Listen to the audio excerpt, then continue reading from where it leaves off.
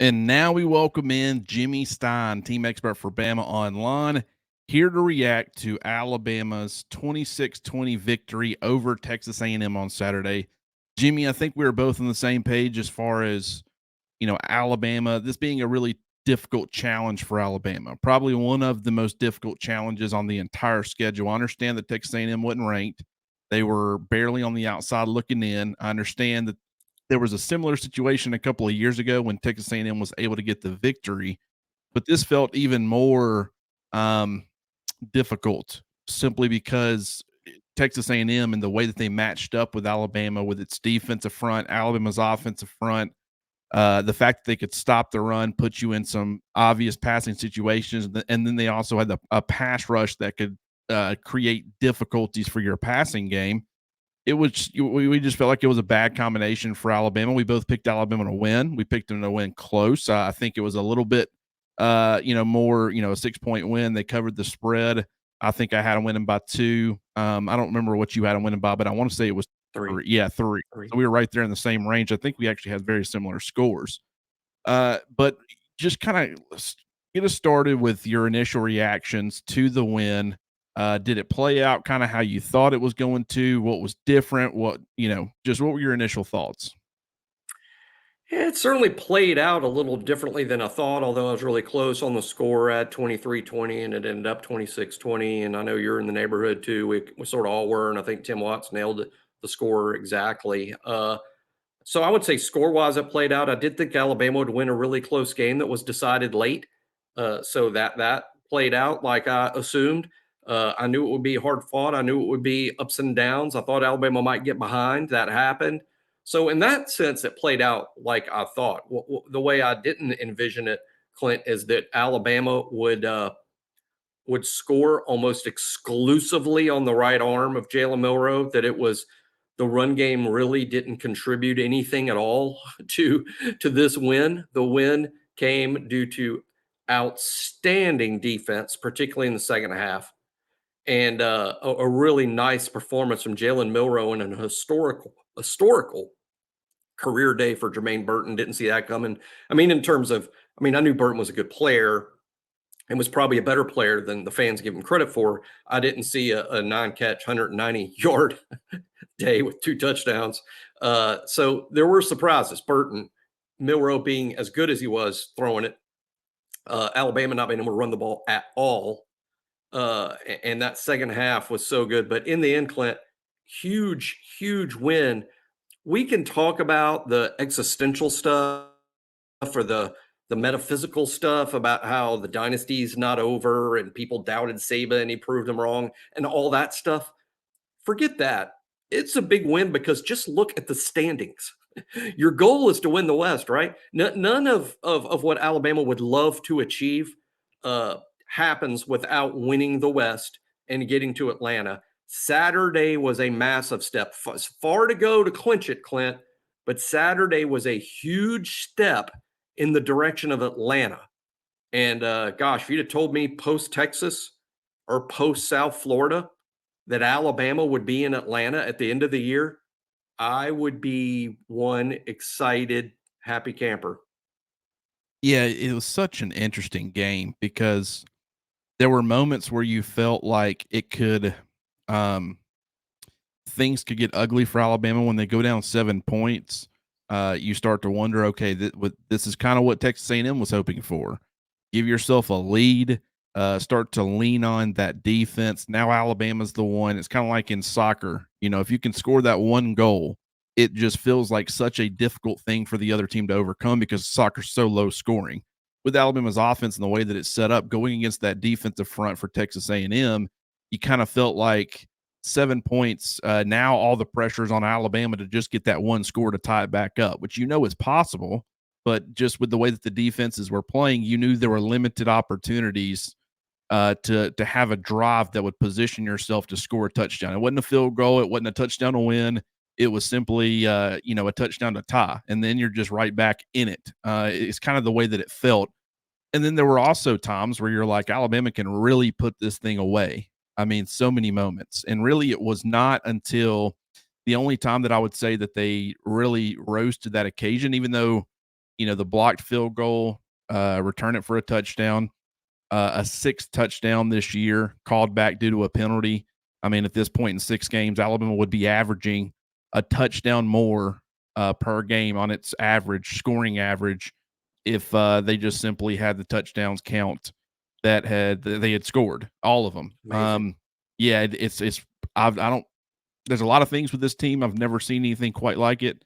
This is one of those things because that just doesn't happen very often. But it was the safety where Alabama had kind of given itself a 2-score lead, and that's where you started to feel really good, if you were an Alabama fan. But then there were plenty of opportunities that Alabama kept giving Texas A&M and kept doing things, kind of shoot itself in the foot. The penalties were a major problem, but at the same time, finding a way to win.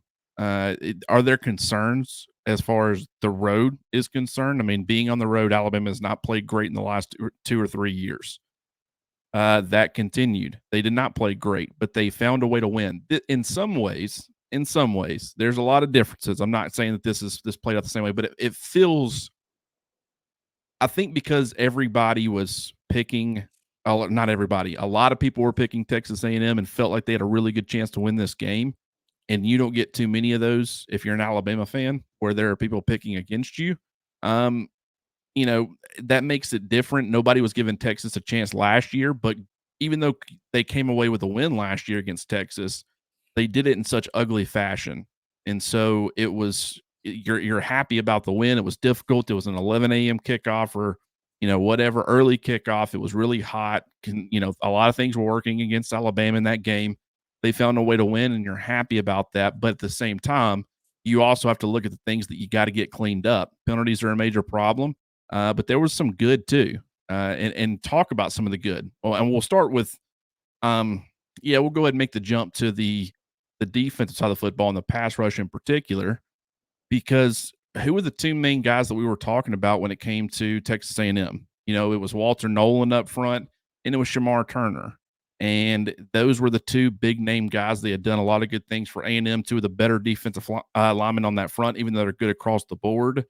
And those two guys combined for 2 pressures and a sack. Alabama's two big guys that everybody was talking about as far as their pass rush, Dallas Turner and Chris Braswell, they combined for 14 pressures and 2 sacks. And so Alabama got the performances that we were expecting more out of their big guys, the big name players up front defensively than Texas A&M did. Yeah, and I really think ultimately, in terms of why the game was won, is exactly there. In the sense that all week we said, including myself and you too. I mean, we said, here's the problem: their front against Alabama's front. When Alabama's on offense, Alabama's offensive line has been struggling, and now they're going to play 3 5-star defensive linemen. And a solid group of edge and linebackers, and I was real impressed, by the way, with Cooper and Diggs and York, who's a true freshman. Man, they got some dudes. But Alabama's front 7 outperformed Texas A&M's, and that's why Alabama won the game. I wrote yesterday in a column on BOL about, hey, just look at the defensive line's numbers. I think McKinley Jackson, Nolan, and Shamar Turner, 7 tackles, 1 sack, 1 tackle for loss. Alabama's 3 defensive linemen. I ain't even talking about Braswell and Turner yet, but Alabama's 3 defensive linemen, 17 tackles, 3 sacks, 3 tackles for loss, just dramatically outperforming the Texas A&M guys that we thought would be the difference in the game. Actually, the real difference in the game: Tim Keenan, Justin Aboigbe, Tim Smith, Jaheim Otis, and of course, Dallas Turner and Chris Braswell, the best pair of outside linebackers on any one team in the country. I think Dallas Turner continues to play like he is the best defensive player in this league. He showed it again against A&M. And the pressures on Max Johnson, the complete domination of the line of scrimmage. A&M, they ran the ball better in Alabama, but not really. I mean, they didn't run the ball well at all due to Alabama's dominance up front. Just another fantastic performance by Kevin Steele's defense, holding an explosive offense like A&M to just 3 points in the second half on the road. You just can't say enough about him, Clint. You know, it's you don't want to go too far with it. You're just at the halfway point, Clint. But I've been thinking it all along, and now I'm starting to say it out loud. I think by the time this season ends, you'll be able to ask college football experts across the country who was the best defense in college football in 2023. I think the answer is going to be Alabama, and that's the first time in quite a while we've been able to say that, and that's the reason if Alabama gets to Atlanta, it's on the backs of that defense. Yeah, I mean, when you look at the group, and I just posted this over at the roundtable message board over at BamaOnLine. In the second half, Alabama is averaging in SEC play, giving up 126.3 yards and 4.3 points. So if you extrapolate that over an entire game, that's just over 250 total yards of offense and 8.6 points.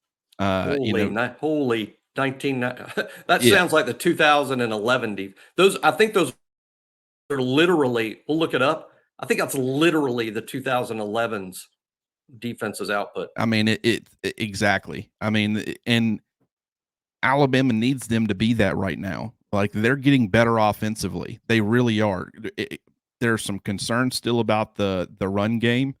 We knew Texas A&M. We ignored the fact that the opponent was a really good run stopping defense, and then they also had some complementary pass rush. Like they were good or are good at stopping the run on early downs and then taking advantage of that when it's passing downs. And Alabama brings a lot of that as well. They do it in kind of different ways, so sometimes it's just the opponent. But at the same time, Alabama's run game was completely shut down. But defensively, they're compensating. You know, they're keeping. Imagine if this defense was the 2022 defense or 2021, where you have some of these games where the opposing team's able to put up some points. How much pressure would that be putting on Jalen Milroe? Every time he's stepping out there for a drive. I mean, I'm trying to think. I mean, obviously they got down against Texas quite a bit, but as far as getting down multiple scores, that's just really not happening right now. And so every time Milroe steps on the field, sometimes he's down, sometimes he's down by a touchdown, but it's never to a point where it's like, okay, now this entire game is on my shoulders. Like we're going to have to, even though Alabama ended up dropping back and throwing the football, and I thought Milroe responded extremely well to that, which better than I expected, to be honest with you, and have to give him tons of credit for that. That was a very well managed game. It wasn't perfect by any means, but give him a ton of credit. But if he was stepping out there and Alabama was down 10 points or 14 points, it's a different feel. And so give the defense credit for keeping them in the game, because normally some of the other aspects of what you would get, the complementary run game, if you're the quarterback, that's what helps takes pressure off of you. And Alabama was getting none of that on Saturday. So it was the defense and the defense alone that was aiding, and the offensive line. And I also want to talk about that too, because you talk about the pass rush, and I know I just pivoted there, but I really want to talk about this offensive line. The pass rush mattered, or the defensive front certainly mattered. You're 1,000% right. There's also a flip side of that, though, and I think a big part of this game was the fact that Alabama's offensive line held up better than Texas A&M's did, because when you look, Texas A&M officially, I think they had 6 sacks, and Alabama had 5. According to Pro Football Focus, Alabama's offensive line was responsible for only 2 of those sacks. Texas A&M was their offensive line was responsible for all 5. Alabama had 21 pressures, or excuse me, Texas A&M allowed 21 pressures. Alabama's offensive line only allowed 7, or excuse me, their entire offense. That includes running backs and tight ends. The entire offense only gave up 7 pressures to A&M. Any of the other sacks and stuff, that's Milroe stepping into things that he shouldn't, and they'll gauge things in different ways. But Alabama's offensive line, and when you look at those 2 sacks, the 2 sacks came from Jaden Roberts, the third string right guard, and Elijah Pritchett, the backup left tackle. So as far as your typical starters that you would see on a week-in, week-out basis, 0 sacks. Caden Proctor over the last 2 weeks has only given up 2 total pressures, 2 hurries. That he's showing substantial improvement. I think that was a key difference in this game too, Jimmy.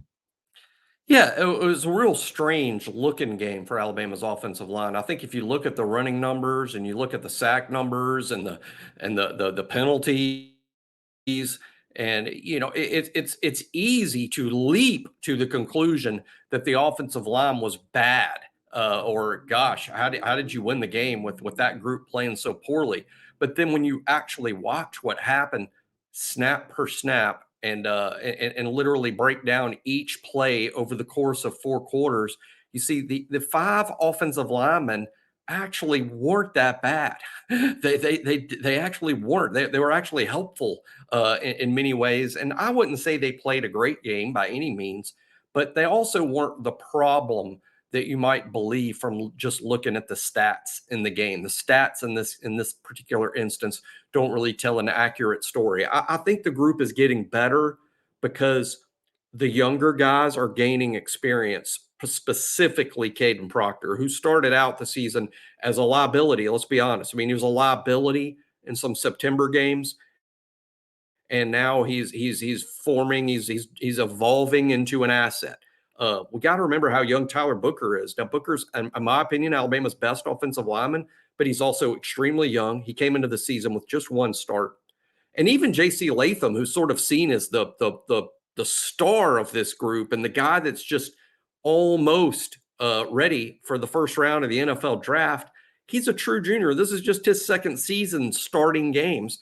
He didn't play much as a true freshman, so he's really a second season kind of guy, and you're sort of looking to him to lead the group.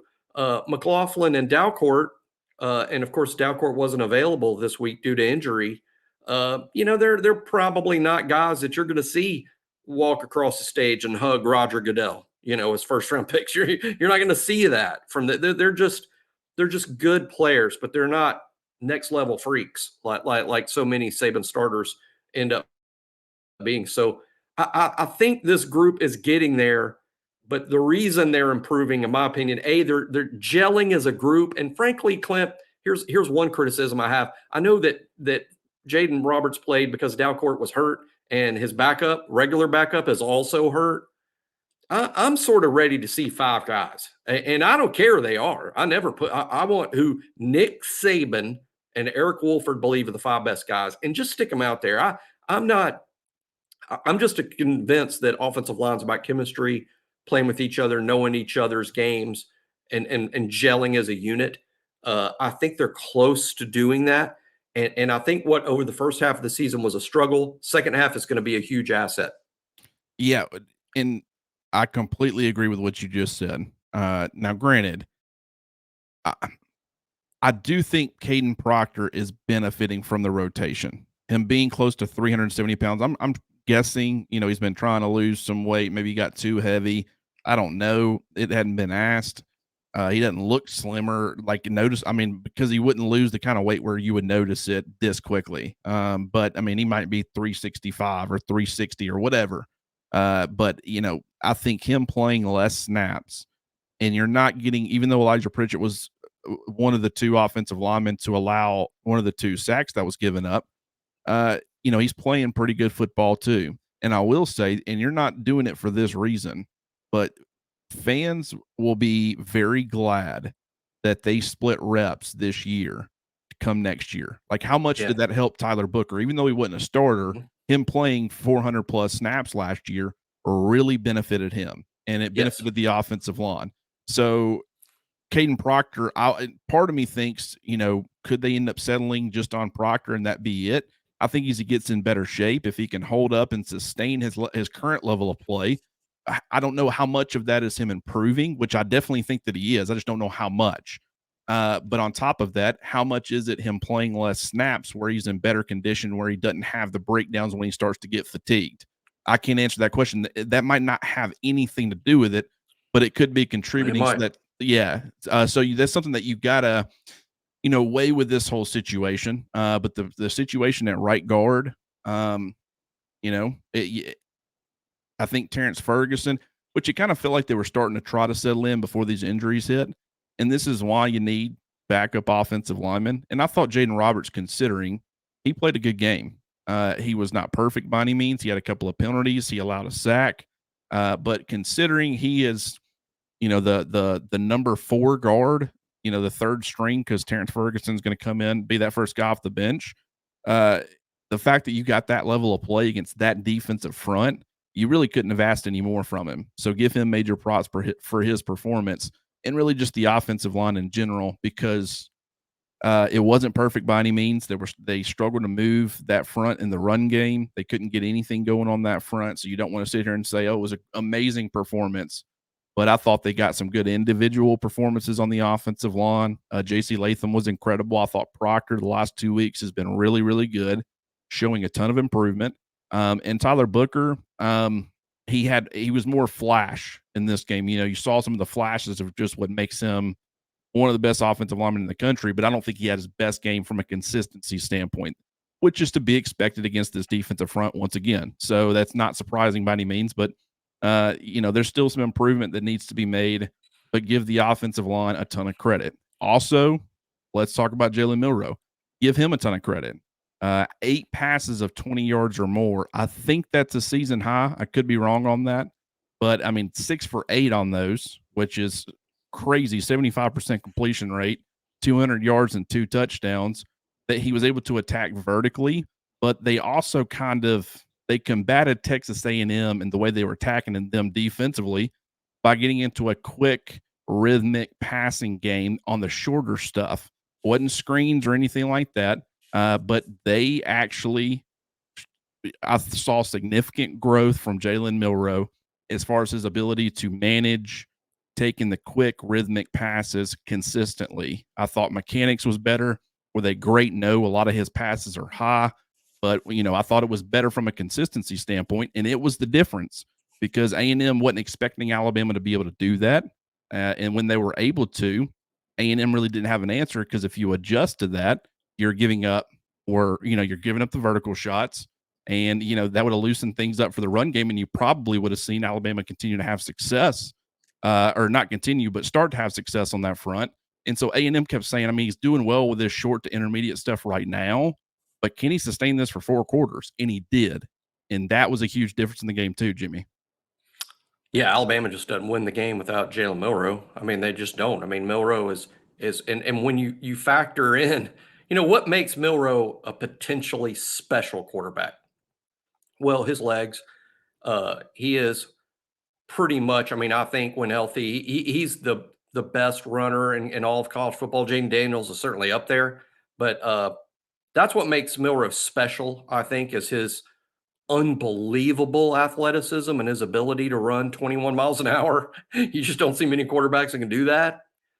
Well, Saturday, not addressing an injury situation at all because Alabama never said he was hurt, or anything. I just find it a little odd that we get to his 5th start, and this is one where you would think they would really rely on his legs, and frankly, there was just none of that. At no point in this game did Jalen Milroe run as fast as Jalen Milroe is capable of running. He was even more hesitant to run. There were, I think, one design QB run that was called the entire game, and there hasn't been enough in the past, but there were fewer. There were fewer to none this week. So, maybe he wasn't completely healthy, I think is a fair hypothesis about why there wasn't any running Saturday. So that means Jalen really played this game with one arm tied behind his back. It's sort of like Superman playing without his cape. If Jalen's not going to run. How confident would you have been going into this game if you knew, you didn't know officially what it was, how extreme it was, or whatever, but we said Jalen Milroe's legs would not be much of a factor in this game? How confident would you have been in Alabama's ability to win? Near zero, and I'm more of a Milroe guy than most. And I would have been at near zero. And so, to your point, give him a ton of credit for that. Oh, no doubt. It's like literally, like I said, it's like Superman playing without his cape. That's what makes him special. And it wasn't available by either game plan, design, or injury. We don't know. We'll never know. But he just did not run the football against A&M and still won the game with his arm and with improved decision making. And like I said on the roundtable last night, look, 2 things can be true. We need to cut it out in message board world where we think only one thing is true and everything is, only, there can only be one thing that's true. Actually, there can be multiple things that are true. And here are two things that are true about Jalen. He has come a long way. He is a better player right now than a whole lot of Alabama fans ever thought he could ever be. And he's already that good after only playing, well, technically less than half of a season as a starter. He is a really good SEC quarterback and a playmaker to the point that even without his legs, he can go into College Station and win a game with his arm. So we have to start acknowledging how far he's come and how good he is, and that Alabama actually does have one of the better quarterbacks in the SEC. And he is the reason that Alabama might make it to Atlanta. Maybe it's because of him, because without him, would they? Not based on what we've seen. Now, secondly, here's another thing that's true. He's got a long way to go. There are deficiencies. There are things he must improve, or things will go sideways. Some of those things are simple, like, for instance, he's still not as consistent as he needs to be as a passer. He missed a wide open Burton one time. The short and intermediate stuff is not on point. It's better than it was, but it needs to be even better. He's not decisive in terms of when to bail the pocket and run. He takes sacks. Alabama's sack numbers are super high, makes offensive line look bad. A lot of it's on him.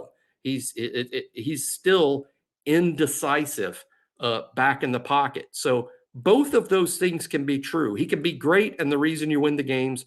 He also has a long way to go, as would almost any college football quarterback who's made only 6 starts in his career. So Jalen is, I think, the reason Alabama won the game. I mean, I know it's defensively and holding them to 3 points the second half and that pass rush, but when I say is the reason they won, I think we've all seen what quarterback might look like at Alabama without Jalen Milroe, and I don't think that South Florida offense was going to win that game in College Station on Saturday. So I think Milroe well deserves offensive MVP for not only this game but this season. And I'm excited to see. Look, if he can get this much better in 5 starts, what's he going to look like after 11 starts? And I'm excited about that. That is, I was very pro Jalen Hurts early in Jalen Hurts' career. I had predicted that he was going to, like, right there, I think about a month before the season when fall camp got underway. It was one of those situations, anytime no one's stepping up to win the quarterback battle, as that drags on, you start to say, okay, Hurts is a guy who had done some good things in the spring. The coaching staff really likes how he's developing. You're hearing all this positive, all these positive things about him. And so you start to wonder, okay, if no one else is going to step up, maybe they'd go ahead and turn to him. And that had not really been something that Nick Saban had done, as far as first year true freshman quarterbacks. But I was very pro Jalen Hurts early in his career. By the time that we saw him, we saw the entire 2016 season. We had seen the entire 2017 season and the limitations that he had. And the reason that I was very anti Jalen Hurts starting over Tua Tagovailoa entering 2018 is because we had seen regression. And that's one thing, he's been a guy who's steadily gotten better seemingly throughout his entire career, year over year. That's not true. He regressed from year 1 to year 2, and it was fairly significant. I think some of that was pressure, and he was terrified to make a mistake, and he was worried about Tua Tagovailoa, taking his job. I can't throw this pass. If I throw an interception here, I'll end up getting benched. The kind of the Jalen Milroe treatment, and he was throwing picks, and everybody wanted him gone. Get him out of here. And Alabama gave some other guys a chance as a result of that. And so, I think Jalen Hurts, he was approaching it very sometimes limited offense, like limited mistakes equals limited offense because you're too worried about making a mistake. And I think that's where Hurts was at. But he regressed as far as being a player in 2017. But then from that point, when we didn't see too much of him throughout the 2018 season, you see him come in the SEC championship, and then you're like, wow, he has gotten better. And if I'd have seen that Jalen Hurts at any point early on, I probably still would have been leaning to a Tagovailoa, but I would not have been that much on Alabama has to have Tua as its starting quarterback in 2018. My reason for saying all of that is to say Milroe is growing. And as long as he is growing and is moving in the right direction, which he clearly is, nobody can say that he is not a better player today, a much better player than he was against Texas in week 2. And, even against Ole Miss in the first half against Ole Miss, every week he's showing growth. And I will say you're correct. He cannot stop growing because this is still not a quarterback that I think Alabama can win a national championship with. I certainly think they can because I believe in his growth and the way that he's heading. But my point is that if you're going to reach a point at some point this season, Georgia, maybe in the SEC championship, maybe it's LSU, that high-powered offense, you're going to reach a point where he's going to be facing a double-digit deficit. I just think to expect the defense to play lights out every single week and to expect, we've already seen the running game struggle, so there are going to be games where it's like he is the guy. And that was kind of the case in this one. And he overcame in a very hostile environment. So he's certainly capable, but he also had the defense bailing him out, not bailing him out, but helping him out. And so he didn't ever face a 10-point deficit with a limited run game where it's like you're going to have to be the one to overcome and score multiple drives for you guys to have a chance to win. And when that happens, I don't know that he's quite there where he can do that. But I will say he is so much closer to that than he was in week 2. And I've been give Tommy Rees credit. Everybody wants to blame him for everything. Quarterback development is not simply on Jalen Milroe. I think it's Tommy Rees embracing who he is as a player, building around that, taking him specifically and saying, hey, let's put a lot of emphasis towards getting you better in some key areas. And I think he's doing that. And that's helping this Alabama offense and this Alabama team, Jimmy. Yeah, my favorite play to talk about is, and again, this is a lot of speculation on my part because Nick Saban hadn't addressed the play. I don't know that he will. I haven't spoken to a source close to the program to say, hey, what happened here? So this is just me speculating. But I think a lot of Milroe's growth was very apparent on one terrible play that almost helped Alabama blow it on Saturday. And that was, of course, after Jace McClellan makes his great catch that gave Alabama a new set of downs. And now Texas A&M had no timeouts left. And there was like a minute 45 or a minute 50 or so, and they had no timeouts. And really at that point, mathematically, all Alabama really had to do was kneel it out. And horror of horrors, there's Milroe throwing a ball. And I'm sure every Alabama fan from one end of the country to the other fell off their couch, go screaming, no. Well, actually, what I saw in that play, Clint, is some fun development and growth, because this is my interpretation of what happened. McClellan catches the ball. We see in our homes, on our couches, we can see the replay that he did catch it. The ball didn't hit the ground. It's fair to believe, if you're on the sidelines at Alabama, that ball may have not been caught. And they do not want a replay to stop the game. They don't want the call reversed. So what happens is, on the sidelines, they send in a signal of basically hurry, hurry, hurry, which means get a snap off. Get the snap off. We don't want that play reviewed. So they send in the hurry, hurry. Milroe sees it. Quarterback in command of the field, knows to hurry, hurry, get everybody lined up, gets the ball snapped before there could be a formal review. It's a big success. Well, what else happens? Well, Milroe's also been coached into his head a million times. He has heard this from Tommy Rees and from Nick Saban. No matter what we ever call from the sideline, whatever the play is, if there is a wide receiver who is uncovered, forget what we've called. Throw the ball to any receiver who's not covered. The punters are told the same thing. Hey, when you're a punter and you go into punt, we don't have to have a fake called, but when we have a gunner on the right or the left and he is uncovered by one of their players and he's just standing there, throw him the ball. You don't have to wait on us. You throw him the ball. So Milroe sees Benson uncovered. He's doing what he's coached to do. So he takes a snap, he's thrown out to Benson, and then something else fires in his brain. Yes, probably a little late. Something fires in his brain to go, what am I doing? Yes. There's a minute and a half left in this game. I should not be throwing this ball, even though they've told me to a million times. shouldn't be throwing this. And that's why the ball was half thrown and skipped to a wide open Benson. But my point of that whole story, which is a lot of speculation, I think it's probably true, but it's speculation. My point of the story is you see all of Jalen Milroe's growth right then and there. Yeah, it's a little slow. Yeah, it's not where it needs to be, but he got everybody lined up. He did as he's coached. He's killing the play. He's going fast. And then the coaching. Hey, he's uncovered. He's uncovered. They told me forget the play call. Throw it to him when he's uncovered. He knew to do that.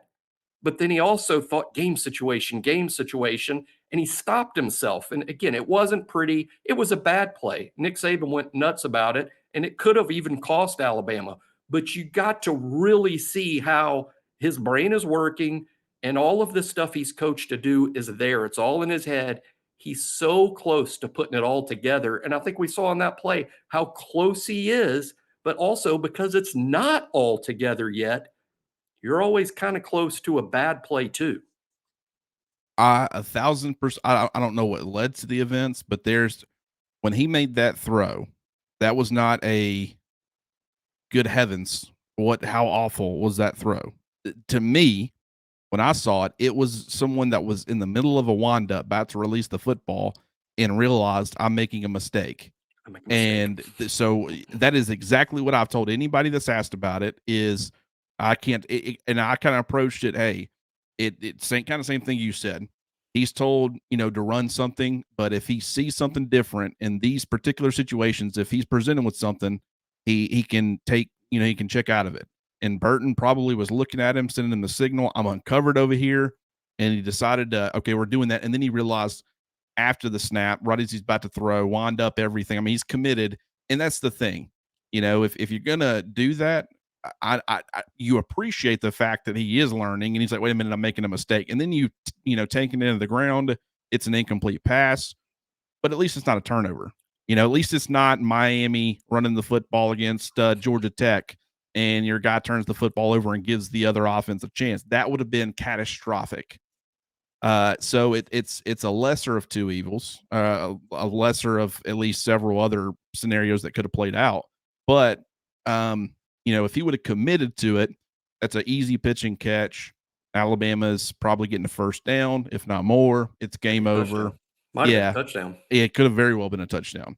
And so, sometimes quarterbacks, their instincts take over and they fully commit to something like that. You've also got Jarrett Garantanos over here who decides to go rogue on the goal line against Alabama and try to do the quarterback sneak, go over the top, whatever it was, fumbles the football, Alabama returns it 100 yards, whatever it was, for a touchdown. And so that can go very wrong too. We've seen it go very wrong, but that was him. He saw the right thing. And I mean, honestly, Nick Saban might have not been screaming at him for throwing it. He might have been screaming at him for being reluctant. Like you saw it, get it to him. Like you've made that decision, throw it. And if you throw it and you can get it to him, I mean, it's game. It might be touchdown. I don't know that definitively. That's yet again speculation. A lot of what we do on this show is speculation because I mean, there's nothing that you can see things. You can think it's playing out a certain way for a certain reason, and you could be way out in left field. But yeah, that is certainly something to worth talking about. And so overall, great game. And if he can continue to nail down the short to intermediate stuff if he is banged up or, for whatever reason, knowing his legs are an option to be a dynamic player, that helps. And he's got the deep stuff and he's still making a couple of unnecessary mistakes. The the interception was not great. So he's still taking some sacks that he shouldn't. And those are drive killers. And against certain teams, that could be the difference in the game. You start trying to get in one of these Ole Miss, shootouts from, what was it, 2020? Where it's like if your defense can get one stop, that's all it takes to create. That's exactly what happened. Alabama's defense got one stop and they were able to create the separation that they needed. If, Ole Miss's defense was terrible, but if they would have been managed on one drive in that game to get a crucial sack, put Alabama in 2nd and 15 or something, or 3rd and 11, and then gets that one stop, that could have been the difference in the game the other direction. So it can cost you, but he's improving. And man, just it's been fun to watch because I will admit, I believe in growth from any player. Was worried that the things that he was not showing improvement on, as far as decision making, throwing the what are you thinking throws, at least one or two of them. And we saw it in A-Day. We saw it last year in mop up duty. We saw it, the turnovers in the start against A&M. We saw it every step of the way against Texas. And you just start to wonder, is this just who he is as a player? And he had one, but he overcame, and the good far outweighed the bad. Let's get back to the defense. Well, you know what? We'll talk about Jermaine Burton first and these wide receivers. Still very limited targets as far as spreading it around. But in this particular game, you had two guys become the featured pieces of the offense, and it's a combination that's kind of been sitting there at the top for most of the year in Jermaine Burton and Isaiah Bond. Really good performances from both those guys. Yeah, let's not forget Bond. I mean, it was definitely a career day for Burton, but a career day for Bond, as far as I'm concerned, anyway. I'm sure that those numbers probably bear that out. But great performances. Jermaine Burton just could not be covered by Texas A&M. Milroe did a good job of highlighting what was working and continuing to go back to it. Uh, as good as those two are, and they're going to continue to be great and continue to be the focus going forward. Heard a lot of complaints about, well, where is Ja'Cory Brooks? Where is Kendrick Law? One thing I want to remind everyone, there's about 3 different facts here that have nothing to do with how if Ja'Cory Brooks is progressing or regressing. Here these 3 facts. One is Alabama now has 7 wide receivers in the first team rotation. That is a lot. Without Clint, Emmanuel Henderson. and not doesn't even count Henderson. So Clint and I, we talked all summer about this very thing. How many receivers will be in the first team rotation? May, June, and July when we're doing our shows and we're looking for things to talk about. This is one we talked about all the time, and we commented even back then. We thought it would be 6 because we knew 7 is a stretch. 8, wow, you're just spreading yourself too thin. Now you've got your 6th guy and your 8th guy on the field, and your 1st and 2nd guy are on the sidelines, and they're fresh. Why would you do that? So 7's a lot. So right now there's 7. You also have this, Clint. You have 3 tight ends that they feature all of them. Now they want to throw the ball to Knobloch more than they want to throw it to Dupree and Robbie Ouse, but they still throw it to Dupree and they still throw it to Ouse. We've seen him make one of the biggest pass receptions of the year. So you got 7 receivers, you got 3 tight ends. There are 2 other facts to throw in here. One is 12 personnel, and that's getting a little into the weeds in terms of technical football stuff. But what it really means is Alabama uses the 12 personnel package more than any other. That's what they do more of the time than any other personnel package. And what 12 personnel is 2 tight ends are on the field. So that means only 2 receivers are. So now you've got 7 receivers, but most of the time we only line up with 2 on the field. You're playing more than probably you should, but you're lining up with only 2. That's fewer snaps for everybody. That's fewer snaps for Burton and Bond, to say nothing of Hale, Law, Prentice, Ja'Cory Brooks. They're just not playing as many snaps. Now throw in one more logical number. We're throwing it less. We threw the ball more with Bryce Young than we throw it with Jalen Milroe. So fewer passes, more receivers, 12 personnel. That means somebody's not getting any balls, and it has nothing, because you'll read things occasionally or hear opinions. Boy, Ja'Cory Brooks, he must be in the doghouse, or he must have really regressed. No, it's all those things I just said. There's just not opportunities for guys in that rotation week to week for all of those reasons. Yeah, it's interesting because at the end of last year, right after the Sugar Bowl, you start looking ahead. And I wrote an article talking about the importance of Jermaine Burton, the way he played down the stretch last year, the fact that he can really add to this Alabama wide receiver room in 2023. And then my number one guy, just breakout candidate at the position, was Isaiah Bond. And throughout the course of the entire offseason, the fact that you had so many different players, and Malik Benson was such an exciting JUCO addition, and the fact that he's got that kind of college experience, you bring those JUCO guys in, expecting them to contribute from day one. And I really liked, the different element, the physicality and stuff that a guy like Kendrick Law was going to bring to the wide receiver group. And I thought that the offense, I mean, really, it hadn't been ultra physical like we thought it was going to be ultra physical, and Kendrick Law would bring that dynamic to the receiver room and to the offense through the receiver room, which would just, I mean, make it that much more of an offense that you didn't want to play. Like they're throwing short passes to Law, and he's running like a running back, and he's hitting him is not any more fun than hitting these running backs, and that's not fun. And in this offensive line, it's like I thought that was going to be the identity of the team, but you know, right now, and from a I was right perspective, it would be great if Benson and Law, who were my two guys by the end. I mean, I really feel like I almost cycled through every one of these receivers just about and thought, okay, this could be the guy. Okay, this could be the guy. I mean, Ja'Cory Brooks had a really good spring, and they were posting videos of him making some incredible catches over Kool-Aid McKinstry. And it's like, I mean, are we selling this guy short? This is a 5-star talent. He's the most experienced receiver in the room, pretty much as far as playing within Alabama's program. Like, are we selling him short? Is he going to be the number one or the number two? I have never viewed him as a number one. I thought maybe from a targets perspective, he could be the number one, but I never thought he had the talent from what I've seen up to this point to be the number one receiver. But I thought, is he going to be heavily in the mix and be like the number two guy, maybe even lead the team in targets? So you wonder all these things. But I will say, I don't care about any of that. I've talked about this all off season, and you kind of alluded to it there as far as the number of players.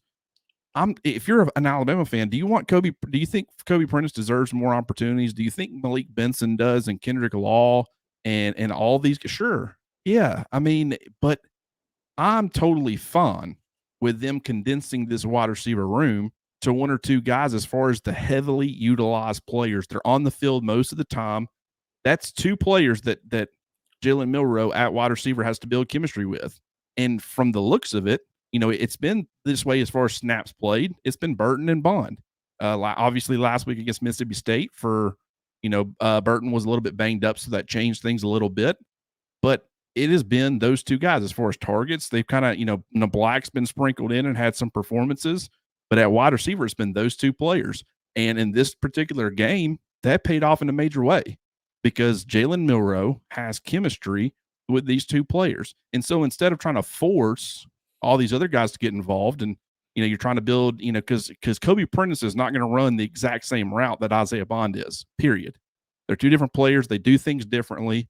And so I think, going more of the Jameson Williams, I'm not saying these two players are those two guys, but going more of that route where you force feed two players at your wide receiver position, I'm totally fine with that, Jimmy.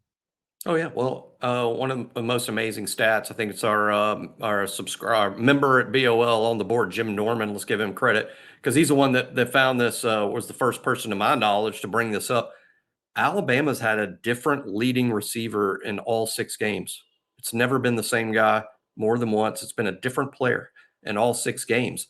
On the one hand, that sounds great, like you're hard to defend. On the other hand, some of these guys aren't catching a lot of balls, and they're really not the week-to-week guys that you depend on. C.J. Dupree, for instance, was our leading receiver against South Florida. Jalen Hale against Ole Miss.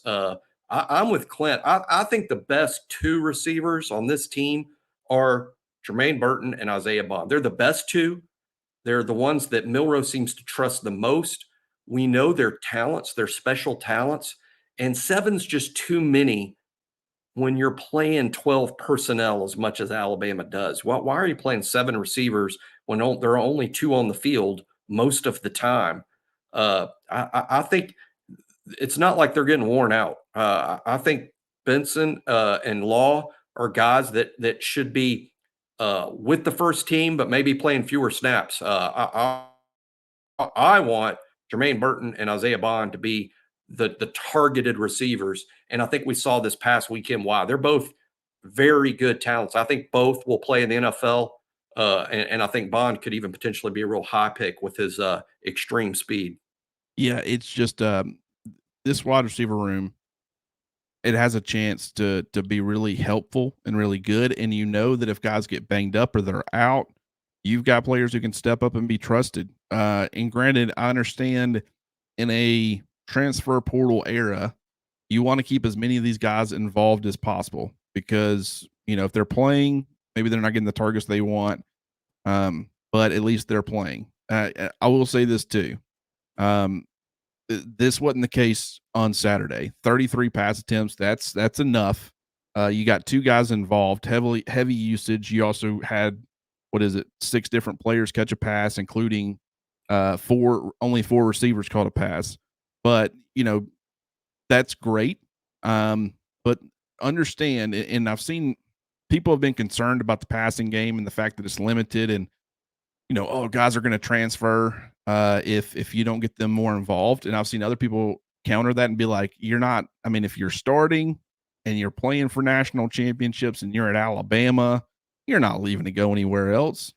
I will say to that, Jermaine Burton won a national championship, was the number 1 receiver. I understand they featured their tight ends a ton, but as far as the receivers are concerned, was really their number 1 receiver, was expected to be going into that next season. And he said, nah, no Stetson Bennett. Yes to Bryce Young, a Heisman Trophy winner. Give me the stats. That is crazy. Yeah. So, I mean, understand my point in saying all this is I think Nick Saban understands that. So he's trying to get as many guys involved as possible, because if Kobe Prentice decides to transfer, not saying that he is considering it or ever would or whatever, but if he did, I got a feeling he'd be a hell of a player for somebody else. I mean, number one, look at Christian Leary. I mean, he wasn't even close to, I mean, I wouldn't say he wasn't close to playing in Alabama, but they played a lot of other guys over Christian Leary, a lot of them. And now he's catching game-winning touchdown passes to win Georgia Tech the game against Miami. One thing true for sure, tell everybody all the time, just because they're not playing every week at Alabama, that doesn't mean they're not good players. Not at Nick Saban's Alabama. At Nick Saban's Alabama, Kyrie Jackson, I don't think he'd be starting at Alabama. He's not as, I'm just flat out saying Kyrie Jackson is not not as good as Kool-Aid McKinstry, Terrion Arnold, or Malachi Moore, who plays star. He's not as good as those guys. But you know what? He's good. He's good at Oregon. He's doing really, really well. That doesn't mean he's as good as the ones Alabama's got, but just another example of there's a lot of good players at Alabama, not just the guys we see every Saturday. 1,000%. Yeah. And, I will be curious to see, it felt like this was the type of game that Alabama can build on. I would like to see this continue to be the case. And I understand that if it continues to be the Burton Bond show, Burton's leaving after this year. So you could probably convince some of these guys to stick around because they're playing, and next year you expect them to be a much bigger part of the offense. And you would expect either Milroe to be a much better player in 2024, or you got, Dylan Lonergan going into year 2. He's shown some things. You got Julian Sayin, a prodigy according to everybody, coming in. So you would expect the passing game for one reason or another to be better in 2024 from a consistency standpoint. Yeah, you sell them on, hey, the offense next year. This was Milroe's training wheel offense. The training wheels were on. Next year, training wheels come off, and we got a quarterback that can throw the ball about 75 or 80 yards in the air. So I think you'll want to be here when we're throwing it 30, 35 times a game. And whether it's true or not, but that's what you can sell them on, that the offense next year won't look like the offense this year because Milroe will be more advanced and more ready for that. And that'll keep some of the guys around. But hey, it's 2023, Clint. This is how surprised you need to be when anyone enters the portal. Be none surprised. Yeah, I mean, and I will say, I'm sure there are programs that are negatively recruiting the way things are playing out in Tuscaloosa, in the sense of there was some concern. Tommy Rees coming over, going to use a lot of 12 personnel, all these receivers they got. I mean, how can you feature all of them? How can you feature multiple? I mean, Alabama is running an offense that's featured 4 receivers, that all ended up being first-round draft picks. And this is not an offense that's designed to be able to do that through various reasons: the personnel, the limitations, the current limitations at quarterback, the offensive line not being built to drop back and throw a ton. It's just for one reason or another. That's been the case. So, it's just part of it. It's winning football games, and the number one thing for Alabama is winning. And the fact they're able to do that is pretty big. I do want to talk a little bit about the fact that Deontay Lawson was back. He played every snap on defense. Yeah, which, I was kind of in some ways I was shocked, in other ways I wasn't. Um, Jahad Campbell only played 15 snaps. I mean, he played almost as many snaps this week as he had tackles last week. Which Tresman Marshall, good player against the run. He played the run extremely well on Saturday. And I know that he, kind of gets lost in coverage. He's kind of limited athletically, and that kind of can be highlighted and exploited by opposing offenses. But when you watch him against the run and what he provides there, I still say overall he played a good game, even though there are some limitations. But I think to me, at least, it was surprising that Jahad Campbell only played 15 snaps. But then in the secondary as well, and we'll go ahead and kind of just talk about both of them here because we're going to have to wrap it up. It's, Malachi Moore goes down. We saw the adjustments from Alabama, Terrion Arnold, Trey Amos. And I thought Terrion Arnold can certainly play star at a high level too. You worry a little bit more about the perimeter without him being out there, even though I think Amos is a good player. There is going to be some drop off there, maybe even, very noticeable drop off. I think Amos is a good player though overall. But then also let's give Caleb Downs a ton of credit. He's playing great football. I mean, he was already playing good football, but he's becoming the guy that we thought he was going to. Interceptions in back-to-back weeks was a huge momentum changer. Getting that interception after Jalen Milroe to kind of hand the momentum back to Alabama. So secondary and linebackers, what are your thoughts? They're great because this is, again, I think this is the best defense in the country. I know that's such a homer thing to say. It's such an Alabama fan thing to say. I also think it's the 100% correct thing. By the end of this season, we're going to say that's the best defense in college football. And a lot of people point to Kevin Steele and the coaching, and no doubt that's a big factor. But to me, it's almost always the personnel and the Jimmies and the Joes, and not the X's and O's.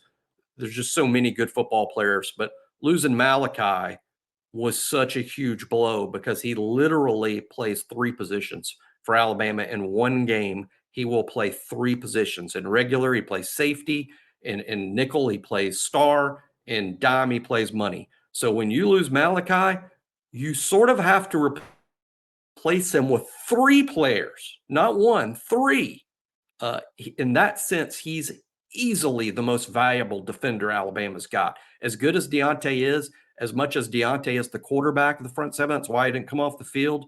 Malachi, to me, is the most valuable because of all of the roles he plays, and he plays them so flawlessly. I don't think we're giving enough credit to Trey Amos, who comes in and plays cornerback. He plays corner. Malachi's out. That means Terrion slides to star. So there has to be a new cornerback, and that cornerback is Trey Amos. He's playing head up, man to man on Evan Stewart, on Noah Thomas, on Moose Muhammad, on Anaya Smith when he lines up outside and not in the slot. And he didn't give up much. He gave up a little. He didn't give up much. And this is the way football works. Clint knows better than I do. When the other team sends a backup cornerback in the game, the offensive coordinator's standing up in the coaching's booth. He's standing up. Go after 9. We're going after 9. 9's the new guy. That's not a number that we saw when we were doing all the tape work. We didn't see a number 9, but now we're seeing number 9. We're going after him. And guess what? He gave up next to nothing, did a great job.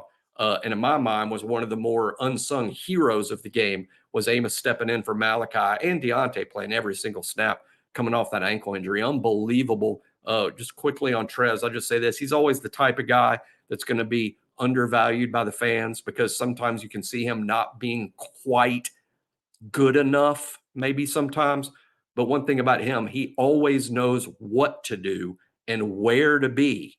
And when he comes to the sidelines, he hardly ever hears from the coaches, what were you thinking or what were you doing? He knew what to do every single time. He just maybe doesn't have that sort of skill level it takes to dominate his spot.